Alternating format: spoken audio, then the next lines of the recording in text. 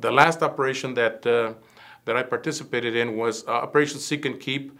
that was described by the Attorney General of the United States at that time and our commissioner as the greatest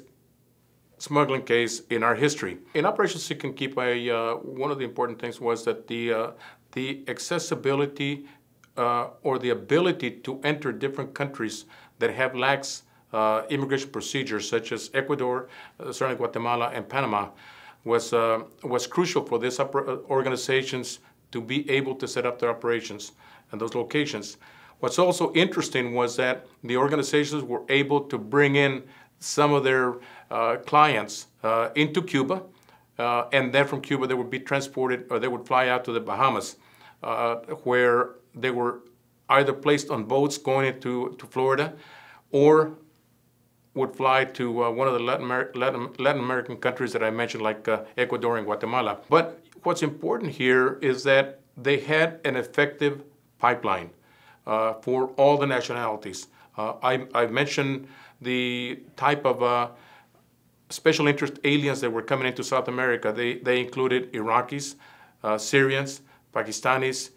Indians, Lebanese, and they all had the access to be able to come to the United States overland through Central America and through Mexico to the United States. For the organization operated for many years, and the only way we were able to effectively terminate the operations was through setting up a wiretap, ultimately requiring that I go undercover along with another agent who joined me as one of the purported smugglers. I ended up going into Ecuador on one occasion by myself, where I met with the main ringleader at that time,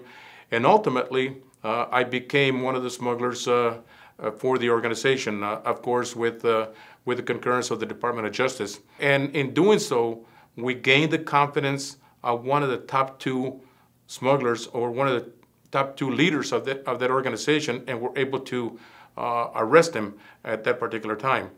I will add that the main target evaded apprehension during the initial part of the arrest, but was subsequently arrested a couple of years later with the information that we had gathered and the evidence that had been gathered during the operation. Ultimately, we arrested 33 defendants throughout the United States and the Western Hemisphere. And what's extremely important in busting that operation was that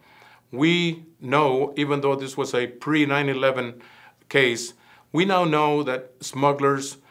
or terrorists will go to any means to get into our country. The first process they're going to seek, of course, is to do it the easy way with visas, but what's to prevent them from using those type of smuggling operations to get into our country to do us harm?